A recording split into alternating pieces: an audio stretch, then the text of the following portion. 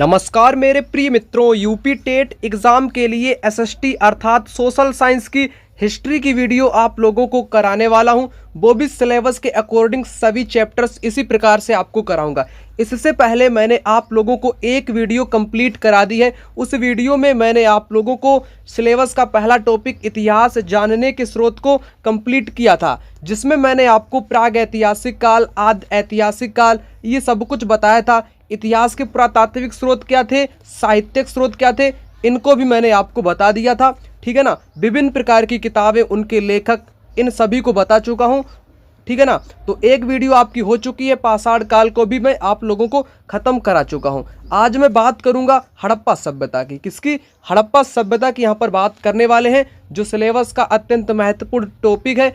एक या दो क्वेश्चन इस वाले आपके चैप्टर से आपको देखने को मिल जाएंगे। ठीक है ना। और जितने भी लोग पहली बार इस वीडियो को देखने के लिए आए हैं, अगर आप लोग वाकई में यूपी टेट की परीक्षा पहली बार में क्रैक करना चाहते हो तो एसएसटी के लिए आपको कहीं और नहीं जाने की आवश्यकता है, कहीं इधर उधर भटकने की बिल्कुल भी आवश्यकता नहीं है, क्योंकि एसएसटी आप मेरे भरोसे छोड़ सकते हो। मैं आपको एसएसटी पूरी कंप्लीट कराऊंगा। और आप नए लोगों को पता नहीं होगा एसएसटी में आपको पढ़ना क्या है। इसमें आपको हिस्ट्री भी पढ़ना है, इसमें आपको ज्योग्राफी भी पढ़ना है, पॉलिटी भी पढ़ना है, आपको एग्रीकल्चर भी पढ़ना पड़ेगा, और आपको होम साइंस भी इसी में ही पढ़ना पड़ेगा। क्या?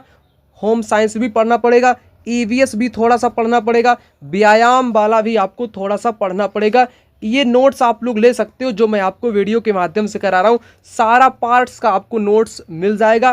ठीक है ना, जो मैं आपको अभी बताऊंगा। तो चैप्टर आपका है हड़प्पा सभ्यता, जिसका काल कितना है? 2500 ईसा पूर्व से 1520 ईसा पूर्व। एनसीईआरटी के अकॉर्डिंग अगर तिथि आपसे पूछी जाए हड़प्पा की कितनी है, तो 2600 ईसा पूर्व से लेकर के 1900 ईसा पूर्व, 2600 से 1900 ईसा पूर्व, ये एनसीईआरटी के अकॉर्डिंग तारीख है। परंतु आपकी जो एससीईआरटी की किताब है उसमें 2500 से 1520 तारीख दी गई है। ठीक, क्योंकि पेपर आपका एससीईआरटी से बनेगा, एनसीईआरटी से नहीं बनेगा। लेकिन जितना मुझे इम्पोर्टेंट लगेगा उतनी महत्वपूर्ण जानकारी आपको बता दूंगा। ठीक, अब देखो 1921 में दयाराम साहनी ने हड़प्पा की खोज की, जो उस समय पंजाब प्रांत में हुआ करता था। सिंध प्रांत में मोहनजोदड़ो की खोज 1922 में रखालदास बनर्जी ने की। ठीक है ना। मोहनजोदड़ो का अर्थ क्या होता है? इसका अर्थ होता है मृतकों का टीला, अर्थात मुर्दों का टीला। मृतकों को टीला या मुर्दों का टीला मोहनजोदड़ो का शाब्दिक अर्थ होता है। पेपर में यहाँ से, अन्य एग्जाम में भी क्वेश्चन यहाँ से पूछे जाते हैं। ठीक, उसके बाद हड़प्पा के स्थल, भारत में हड़प्पा के स्थल कौन कौन से हैं? रोपड़ कहाँ पर है? रोपड़ आपके पंजाब में है। कालीबंगा आपके राजस्थान में है।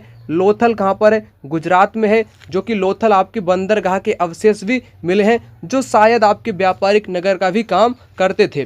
ठीक, तो ये कुछ महत्वपूर्ण स्थान है। पेपर में क्वेश्चन आपसे मिलान वाला पूछा जाएगा। एक तरफ आपके राज्यों के नाम दिए जाएंगे, दूसरी तरफ पूरा स्थल अथवा हड़प्पा स्थल के नाम। जैसे रोपड़ पूछा जाए आपसे तो बता देना आपको पंजाब में कालीबंगा से चूड़ियाँ मिली हैं, है ना। कालीबंगा से खेत के साक्ष्य मिले हैं जूते हुए, राजस्थान में। लोथल में आपका बंदरगाह मिला है, गुजरात में।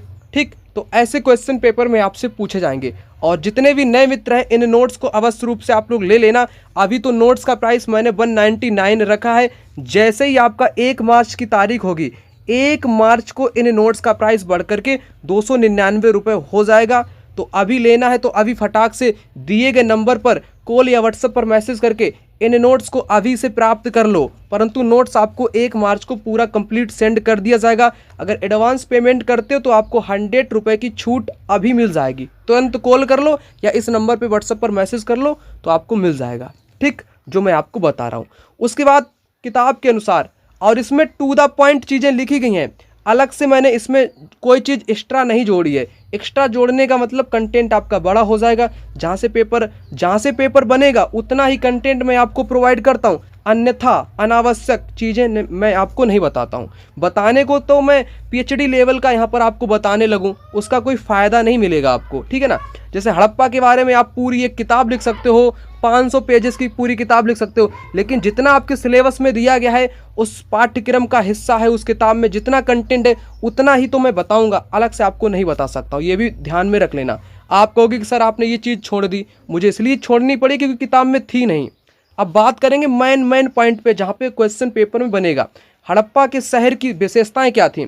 इमारतें आयताकार थीं, कई 2 मंजिला के घर थे, अमीरों की कोठियाँ थीं, गरीब कारीगर छोटे घर थे। समझो पॉइंट को, इम्पोर्टेंट पॉइंट है। इमारतें कैसी थी दोस्तों? आयताकार थीं, और घर जो थे वो 2 या 2 से अधिक मंजिल के भी थे।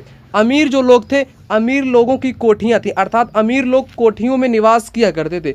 जो गरीब कारीगर शिल्पकार लोग थे, इनके छोटे छोटे घर हुआ करते थे। दीवारें थी ना, दीवारें पक्की ईंटों की बनी थी, पक्की ईंटों की बनी थी। उस समय ईंट पकाने की भट्टियां रही होंगी। तो इतिहासकार ऐसा कहते हैं कि जो मकान बनाने में जो ईंटें लगाई गई हैं तो पकी हुई हैं। पकी ईंट तभी होंगी जब भट्टियां उस दौरान हुआ करेंगी ईंटों को पकाने के लिए, तो भट्टियों के भी अवशेष मिले हैं, है ना। उसके बाद आगे यहाँ पर इम्पोर्टेंट पॉइंट आपसे कहता है, शहर की सड़कें बिल्कुल सीधी थीं, सड़क किनारे पक्की नालियाँ भी बनी थीं, है ना। ये एक ग्रिड पद्धति से बनी थी। किस पद्धति से बनी थी? तो ये एक ग्रिड पद्धति से आपकी बनी थी। शहर की सड़कें सीधी थीं, सड़क के किनारे पक्की नालियाँ भी थी। नालियों को साफ करने के लिए इनमें मैन होल भी जगह जगह बनाए गए थे, ठीक। उसके बाद बड़े बड़े गोदाम भी मिले हैं जहाँ अनाज रखा जाता होगा। मोहनजोदड़ो में पक्का स्नानागार भी मिला। अब पेपर में यहाँ से क्वेश्चन खूब पूछा जाता है कि विशाल स्नानागार कहाँ से प्राप्त हुआ है? तो मोहनजोदड़ो से विशाल स्नानागार आपका प्राप्त हुआ है। इसके चारों तरफ कमरे थे।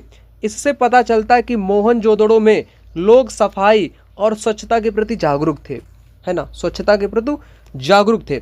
खुदाई में तांबे और कांसे की बनी कुल्हाड़ी, दर्पण, आरी, कंघियाँ, उस्तरा मिले हैं। सिंधु घाटी के लोग जमीन से धातु निकालना, साफ करना, गलाकर चीजें बनाने से परिचित थे, ठीक। तांबा प्लस जस्ता मिलकर कांसा का निर्माण करते थे। तो पेपर में एक क्वेश्चन आता है आपके तो कि हड़प्पा सभ्यता किस धातु से परिचित थे। अब किस धातु से परिचित थे? सीटेट के एग्जाम में आया है, किस धातु से हड़प्पा सभ्यता के लोग परिचित थे? तो तांबे से परिचित थे। कई लोग उसमें कांसे को सही कर दिए। देखो, तांबा और जस्ता इन दोनों को मिलाने से बनता है कांसा। तो किस धातु से परिचित हुए? सबसे पहले उनके पास तांबा होगा, तभी तो वो लोग कांसे का निर्माण कर पाएंगे। तो किससे परिचित हुए? तांबे से पहले परिचित हुए होंगे, उसके बाद उन्होंने तांबे में जस्ता मिलाकर के कांसे का निर्माण कर लिया। ये पॉइंट समझा करो, इंपॉर्टेंट, इसलिए मैंने रेड कलर का भी यूज़ किया है। अब हड़प्पा सभ्यता की मुहर के बारे में थोड़ा सा जान लेते हैं, जितना है उतना। व्यापार में मुहरों का प्रयोग किया जाता था। ये विभिन्न आकार की थी, है ना, ये विभिन्न आकार की थी। सेल खड़ी नामक पत्थर से बनाई जाती थी। अब कौन से पत्थर का यूज़ किया जाता हड़प्पा की मोहरों को बनाने में? तो सेल खड़ी नामक पत्थर का इस्तेमाल किया जाता था। ये आकार में चौकोर थी मोहरें, आयताकार थीं, वर्गाकार थीं। तो मतलब कि 4 कोर थी इनकी, ऐसी थीं, ऐसी थीं, तो गोल नहीं थीं। ये बात याद रखना, गोल बिल्कुल भी नहीं थीं, चौकोर थीं, आयताकार थीं या वर्गाकार थीं, ठीक है ना। और मोहरों पर एक सींग वाला बैल या गैंडा या भैंसा, कुछ भी बोलो, वो भी आपके उत्कीर्ण किए गए थे, ठीक। उपयोग, इनका उपयोग क्या होता था? मोहरों का उपयोग किस काम के लिए किया जाता था? व्यापारिक वस्तुओं को सील करने और पहचान के लिए मोहरों का इस्तेमाल किया जाता था। मुहर पर पीतल की पत्तियां, पीतल की नहीं, पीपल की, मुहर पर पीपल की पत्तियां, पीपल अर्थात एक वृक्ष का नाम, पीपल की पत्तियां और सर्प की आकृति बनी मिली है। शायद वे इनकी पूजा करते थे, लेकिन पक्का नहीं है, ये सब पक्का नहीं है, क्योंकि आज तक लिपि इसकी पढ़ी ना जा सकी, ठीक है ना। तो ऐसी भी मुहरें पाई गई हैं जहाँ पर पीपल के पत्ते छपे थे उसमें, और सांप के चित्र भी उसमें गड़े थे। तो अनुमान लगाते इतिहासकार शायद ये लोग पूजा करते हो, लेकिन पक्का नहीं कह सकते कि पूजा ही करते थे। और ये लोग मातृ देवी की पूजा करते थे। किसकी? मातृ देवी की पूजा करते थे। इम्पोर्टेंट पॉइंट है कुछ यहाँ पर, उनको जान लेते हैं। हड़प्पा सभ्यता के निवासी बहुत शांति प्रिय थे, क्योंकि लड़ाई के अस्त्र शस्त्र कम संख्या में मिले हैं। अब पॉइंट ये इम्पोर्टेंट उठता है कि जो हड़प्पा के लोग थे ये बिल्कुल भी लड़ाई दंगे नहीं किया करते थे। क्यों नहीं किया करते थे? क्योंकि इतिहासकार खोजबीन करने वाले लोगों को यहाँ से अस्त्र शस्त्र बहुत कम संख्या में मिले हैं, अर्थात शांति प्रिय लोग थे। कैसे थे? शांति प्रिय लोग थे, शांति भंग करने वाले लोग नहीं थे बल्कि शांति बनाने वाले लोग थे। ये सभ्यता कांस्य युगीन सभ्यता कहलाती है, कांस्य युगीन सभ्यता कहलाती है। भारत की यह पहली नगरीय सभ्यता थी, भारत की यह पहली नगरीय सभ्यता थी। सबसे पहले कपास पैदा करने का श्रेय सिंधु घाटी सभ्यता के लोगों को ही जाता है। सूती कपड़ों का प्रयोग करते थे, तो कपास उगाने का फूलदान में ढक्कन में चिपके मिले थे अवशेष मोहनजोदड़ो से कपास के अवशेष भी देखने को मिले हैं NCERT के अकॉर्डिंग। जो चीज़ें मुझे इंपॉर्टेंट लगेगी वो मैं आपको अलग से बता दूंगा। ठीक, सभी भारतीय लिपियां बाएं से दाएं लिखी जाती थी, लेकिन हड़प्पा की लिपि दाएं से बाएं लिखी जाती थी। हड़प्पा की लिपि कैसी थी? हड़प्पा की लिपि दाएं से बाएं की ओर लिखी जाती थी। हड़प्पा की लिपि आज तक कोई नहीं पढ़ पाया है, कोई भी नहीं पढ़ पाया है। उसके बाद मोहनजोदड़ो को समझो, विशाल स्नानागार, अन्नागार, दाढ़ी वाले पुरोहित या पुजारी की मूर्ति, कांस की नर्तकी, डांसिंग गर्ल, ये कहाँ पर मिले हैं? अब पेपर में क्वेश्चन उठता है, ऐसे बनता है कि कांसे की नर्तकी अर्थात डांसिंग गर्ल कहाँ से मिली है? तो मोहनजोदड़ो से मिली है। पुजारी की मूर्ति कहाँ से मिली है? मोहनजोदड़ो से मिली है। विशाल स्नानागार, बाथ मतलब कि बिग बाथ कहाँ से मिला है? मोहनजोदड़ो से। दाढ़ी वाले पुरोहित की मूर्ति कहाँ से? मोहनजोदड़ो से। अब कालीबंगा से क्या मिला है? राजस्थान में है कालीबंगा। जूते खेत मिले हैं, अग्निकुंड मिले हैं, चूड़ियाँ मिली हैं। बनावली ये हरियाणा में है, यहाँ पर हल्के खिलौने मिले हैं, हल्के खिलौने अर्थात खेत जोतने वाले जो खिलौने हैं हल्के वे मिले हैं। लोथल, गोदीवाड़ा, बंदरगाह गुजरात में है। अग्निकुंड व चावल के साच यहीं पर आपके मिले हैं। ठीक, तो हड़प्पा सभ्यता के बारे में इतना महत्वपूर्ण मैंने आपको बता दिया। उसके बाद आपके सिलेबस के अकॉर्डिंग मेसोपोटामिया की सभ्यता है 2-3 पॉइंट, मिस्र की सभ्यता, क्रीट की सभ्यता, चीन की सभ्यता। और अभी हड़प्पा सभ्यता के बारे में बहुत से पॉइंट यहाँ पर बताने बहुत उपयोगी हैं, लेकिन किताब में आपके है ही नहीं तो मैं क्या करूँ, कहाँ से बना दूँ। लेकिन मुझे लगता है शायद आपको बता देना उपयोगी है, इसलिए मैं थोड़ा NCERT का अब यहाँ पर यूज कर लेता हूँ। यहाँ पर मैं आपको NCERT के भी कुछ लाइन बता दूं ताकि आपकी बुनियादी समझ विकसित हो सके, चीज़ों को आप बेहतर से समझ सको, क्योंकि उस वाले में SCERT में इतना ही कंटेंट था। अब जो मैं यहाँ पर NCERT की चीज़ें बताऊंगा वो आपकी CTET के एग्ज़ाम के लिए महत्वपूर्ण रहेंगी, और जो इससे पहले हमारी लगातार वीडियो देखते हैं उनको सारी चीज़ें पता है। फिर से मैं एक बात आपसे कह दूं, अगर आप लोग CTET का भी एग्ज़ाम आपका जुलाई या अगस्त में होने को है, UP टेट का भी एग्ज़ाम होने को है, लेकिन SST दोनों की अलग है। अगर आप लोग दोनों SST एक साथ लेना चाहते हो तो आप लोग ले सकते हो। इस नंबर पर CTET के भी SST नोट्स मिल जाएंगे, UP टेट की भी मिल जाएंगे। अगर दोनों को लेना चाहते हो तो उसके लिए आपको 299 रुपये अभी आपको दे देना है, ताकि मैं दोनों नोट्स आपको अभी दे सकूं। दोनों नोट्स का प्राइस इतना है, अगर UP टेट या सिर्फ CTET का लेना है तो आपको 199 का पड़ेगा, दोनों को लेना है तो आपको 100 की छूट मिल जाएगी, अर्थात 299 का आपको पड़ जाएगा। अब कुछ महत्वपूर्ण पॉइंट हैं, जैसे हड़प्पा की विशेषताएं क्या है। NCERT के अकॉर्डिंग 2 या 2 से अधिक हिस्सों में विभाजित शहर था। जैसे दुर्ग आपके पश्चिम में था, निचला शहर आपका पूर्वी हिस्सा था। दुर्ग ये ऊंचाई पर बनाया गया था, पश्चिम से छोटा था, ठीक है ना। और दीवार बनाने के लिए ईंट की चिनाई इस तरह से करते थे कि दीवारें खूब मजबूत रहें, ठीक है ना। अब मोहनजोदड़ो के बारे में यहाँ पर कुछ अलग से कुछ पॉइंट हैं। खास तालाब बनाया गया था, पुरातत्वविद ने इसको महान स्नानागार बताया, जो अभी मैं आपको बता रहा था। जो महान स्नानागार था, है ना, इसमें पक्की ईंटों का तथा प्लास्टर का इस्तेमाल किया गया था, और इसमें उतरने के लिए सीढ़ियां भी थी, चारों तरफ इसके कमरे भी बनाए गए थे। तालाब में कुएं से पानी भरा जाता था। शायद ये जो महान स्नानागार था इसका प्रयोग किसी विशिष्ट नागरिक अवसरों पर स्नान करने के लिए किया जाता हो। अब अग्निकुंड कहाँ कहाँ से प्राप्त हुए हैं? कालीबंगा, लोथल जैसे अन्य नगरों से अग्निकुंड मिले हैं जहाँ पर संभवतः यज्ञ किया जाता होगा। भंडार गृह कहाँ से मिले? हड़प्पा, मोहनजोदड़ो, लोथल से भंडार गृह मिले हैं, ठीक। और जो मैं अभी आपको बता रहा था, हड़प्पा स्थल, नाले और सड़कें जो कि एक ग्रिड पद्धति से बनाई गई थी, इनमें मेन होल भी बनाए गए थे जगह जगह पर, ताकि नालियाँ आपकी साफ की जा सकें, ठीक। और हड़प्पा सभ्यता का जीवन कैसा था? यहाँ पर शिल्पकार भी लोग थे, घरों को बनाने वाले भी मिस्त्री वगैरह लोग थे, उद्योग धंधे भी यहाँ पर स्थापित किए गए थे। और यहाँ के लोग शंख, तांबे, कांसे, सोने व चांदी जैसे धातुएं भी यहाँ पर बनाई जाती थी। ठीक है ना। औजार भी बनाए जाते थे, सब कुछ बनाया जाता था।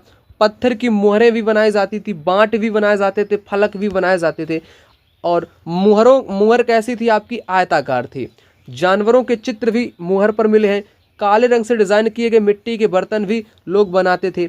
जो अभी मैं आपको बता रहा था सूती कपड़ों के बारे में, 700 साल पहले मेहरगढ़ में कपास की खेती होती थी। मोहनजोदड़ो से कपड़े के टुकड़े के अवशेष, चांदी के एक फूलदान के ढक्कन तथा तांबे की वस्तुओं से चिपके मिले। तांबे की वस्तु से चिपके क्या मिले? सूती कपड़े के अवशेष मिले हैं। 700 साल पहले मेहरगढ़ में कपास हुआ करती थी।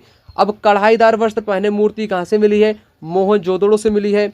और डांसिंग गर्ल कहाँ से मिली है? वो भी आपकी मोहनजोदड़ो से ही मिली है। ठीक। और धौलावीरा मैंने आपको बता दिया, गुजरात में है, कच्छ के इलाके में, बदिर खेत के किनारे एक उपजाऊ मैदान में है आपका। ठीक। लोथल को हड़प्पा का बंदरगाह भी बोलते हैं। ठीक है ना। अब कुछ क्वेश्चन मैं आपको करा दूं ताकि आप जितना मैंने आपको बताया उतना आपको अच्छे से बेहतर से समझ में आ सके। फिर मैं आगे की सभ्यताओं की बात करूंगा। और ये हड़प्पा सभ्यता आपकी ऐसी थी, इसका आखिर अंत कैसे हो गया?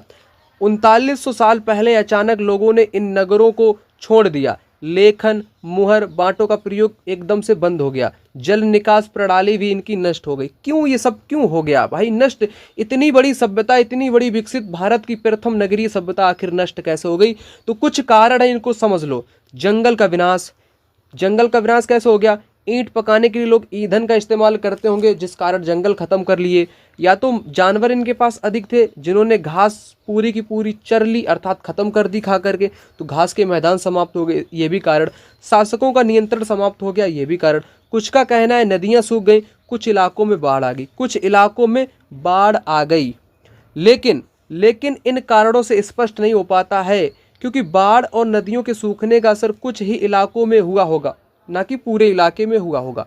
अब क्वेश्चन पर एक नजर डालते हैं, फिर आगे की मैं बात आपसे कर लूंगा। तो लगभग 3900 वर्ष पहले आरंभिक नगर हड़प्पा और मोहनजोदड़ो कई कारणों से समाप्ति की कगार पर आने लगे थे। कौन सा कारण नहीं था, यानी कि किस कारण से समाप्त हुए, उनमें से नहीं वाला आपको बताना है। तो नदियां सूख गईं जिस कारण नगर समाप्त हुए, ये कारण बताया गया है।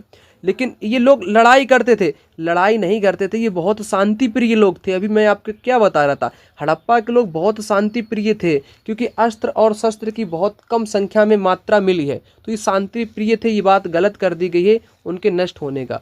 नष्ट इसलिए हुए, जंगल का विनाश हो गया होगा, बाढ़ आ गई होगी इसलिए, या तो जानवरों ने झुंड बना करके घास को खत्म कर दिया, मैदान को खत्म कर दिया, ये कारण हो सकते, लेकिन बी कारण आपका नहीं होगा। ठीक। अब किस राज्य में हड़प्पा के नगर सबसे ज़्यादा संख्या में मिले हैं? तो गुजरात में मिले हैं आपके। हड़प्पा सभ्यता के लोग क्या बनाते थे भाई?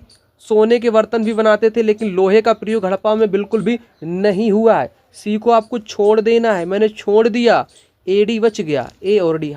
पत्थर की मुहर बनाते थे, सोने के बर्तन बनाते थे। ठीक।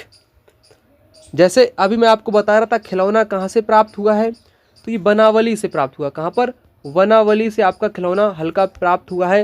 हड़प्पा कालीन लोग हल का प्रयोग करते थे, क्योंकि खिलौने के साग चाप के बनावली हरियाणा से मिले हैं। अब चांदी के फूलदान में चिपके मिले हैं क्या? कपड़े मिले हैं कपास के। तो कपास के कपड़े कहाँ से मिले हैं? मैं आपको बताया हूँ, मोहनजोदड़ो से प्राप्त हुए हैं। अब क्वेश्चन पेपर में ऐसा भी आ सकता है आपसे मिलान करने के लिए। अब बंदरगाह सभी को पता हो गया कि लोथल में बंदरगाह है। कहाँ पर? लोथल में बंदरगाह। डी का पहला हो जाएगा, डी का पहला। ठीक। और ए का चौथा। नगर दुर्ग आपका मोहनजोदड़ो हो जाएगा, पहला विकल्प इस क्वेश्चन का राइट आंसर हो जाएगा। बी का थर्ड। अग्निकुंड, कालीबंगा, भंडारगृह आपका हड़प्पा। इस प्रकार से मिलान आपका हो जाएगा। ठीक है ना। अब जो मैं आपको बता रहा था हड़प्पन मुहर के बारे में, तो हड़प्पाई मुहर हड़प्पा के लोग बनाते थे, बिल्कुल बनाते थे। ये गोलाकार थी भाई, मैं आपको ऐसे करके भी बताया, बिल्कुल भी गोलाकार नहीं थी, ये थी आयताकार थी। इसको वर्ग भी बोल सकते हो, इस प्रकार की, अर्थात चौकोर थी, उसमें 4 कोने थे कुल। आप इतना याद रखना कि 4, चाहे ऐसा करो चाहे पतली करो, मतलब कि चौकोर थी, आयताकार थी, वर्गाकार थी, गोलाकार नहीं थी। बात बहुत गलत है आपकी, बी हटेगा आपका। और मुहर में जानवर की आकृति गढ़ी थी, जैसे मैंने बैल बताया, या सांड मैंने बताया, या बिरसब मैंने बताया, या गैंडा बताया, ये गढ़ी होती थी। और पीपल के पत्ते भी आपके छपे मिले हैं, पीपल के पत्ते, और उसके साथ सांप जो मैं आपको बता रहा था, ये चीज़ें भी उसी के साथ मिली हैं, ठीक है ना। कालीबंगा से जूते खेत मिले हैं, लोथल में अग्निकुंड मिले हैं। दोनों बातें आपकी स्पष्ट यानी कि करेक्ट हो जाएंगी, ठीक। अब आगे की सभ्यताएं उनको भी खत्म कर दूं, मैंने SCERT के साथ NCERT को भी समाहित कर दिया है, तो इसलिए आप लोग CTET या UP टेट दोनों नोट्स ले सकते हो। बहुत कम प्राइस मैंने कर दिया, 1000-2000 वाला कंटेंट एकदम सस्ते दामों में, ताकि आपका पहली बार में पेपर निकल जाए बिना किसी झंझट से। और मैं मदद करने के लिए आपका भाई, छोटा हूँ या बड़ा हूँ, बैठा ही हूँ आप लोगों के लिए। अब मैं आगे की बात कर लेता हूँ। अब यहाँ पर अलग देशों की कुछ हैं, यानी कि विश्व के स्तर पर सभ्यताएं, जैसे मेसोपोटामिया की सभ्यता है, 5000 ईसा पूर्व से 2000 ईसा पूर्व में यह आपकी मेसोपोटामिया की सभ्यता आती है। और एक किस नदी के किनारे थी? दजला फरात नदी के किनारे। कौन सी नदी? दजला फरात नदी के किनारे मेसोपोटामिया की सभ्यता विकसित हुई थी। जिगुस्त इनके प्रमुख देवता थे। कौन? जिगुस्त मेसोपोटामिया सभ्यता के प्रमुख देवता थे। यहाँ की लिपि कैसी थी? चित्रात्मक लिपि थी। 2 से 3 बातें इंपॉर्टेंट है। देवता जिगुस्त, दजला फरात नदी के किनारे, 5000 ईसा पूर्व से 2000 साल पहले की बात, लिपि चित्रात्मक थी। उसके बाद मिस्र की सभ्यता देख लो। मिस्र की सभ्यता क्या है? 5000 ईसा पूर्व से 2000 ईसा पूर्व। नील नदी का वरदान भी मिस्र को बोलते हैं, मिस्र सभ्यता को नील नदी का वरदान। मिस्रवासी शवों, अर्थात जो व्यक्ति मर जाता है उनके शवों के शरीर पर नाइट्रोजन का लेप लगाकर एवं मुलायम कपड़े से ढक देते थे। इस शरीर को मम्मी कहते हैं, मम्मी कहते हैं। इनको पिरामिड के अंदर रखा जाता है। तो मिस्र की पिरामिड आपको पता है, वहाँ की सभ्यता है कि लोग मरने के बाद उनको नाइट्रोजन का लेप लगाकर मुलायम कपड़े पहनाकर उनके शरीर को ढक दिया जाता है, जिनको मम्मी बोलते हैं। क्या बोलते हैं? मम्मी बोलते हैं। अब मम्मी कहाँ की सभ्यता में आता है? तो मिस्र की सभ्यता, ख्याल कर लेना। क्रीट की सभ्यता क्या है? भूमध्य सागर के किनारे विकसित हुई। सुंदर चित्रकारी के कारण बर्तनों की मांग दूसरे देश में ज़्यादा थी। दूसरे देश में कैसी थी? ज़्यादा थी, ठीक। अब चीन की सभ्यता, ये सभ्यता वांगहो नदी के किनारे, वांगहो नदी के किनारे कौन सी सभ्यता विकसित हुई? तो चीन की सभ्यता। अब पेपर में क्वेश्चन कैसे बनेगा मित्र? एक तरफ आपकी सभ्यता दे दी जाएगी, क्या सभ्यता दे दी जाएगी, दूसरी तरफ दे दिया जाएगा नदी के नाम।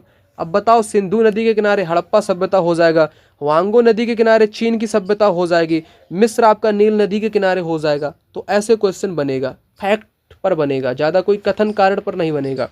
साटन के कपड़े तथा बांस पर लिखना चीन से शुरू हुआ। कांस के बर्तन में लोग भोजन करते थे चीन की सभ्यता के। कागज़ का आविष्कार भी चीन से ही हुआ है, ठीक। तो साटन के कपड़े और बांस पर ये लोग लिखा करते थे। तो आपका ये हड़प्पा सभ्यता मैंने पूरा कर दिया। SCERT प्लस NCERT और PYQ क्वेश्चन दोनों को मिला करके। तो वीडियो को करते हैं यहीं पर ख़त्म, क्योंकि कंटेंट बहुत छोटा है। अगर आप इनको पढ़ना चाहो तो एक दिन में पूरा पढ़ सकते हो, कोई कठिन नहीं है, कोई भी घबराओ मत। जल्दी से इनको ले लो नोट्स को और पढ़ लेना अच्छे से। मैं मिलूंगा अगली वीडियो में, तब तक के लिए जय हिंद, वंदे मातरम।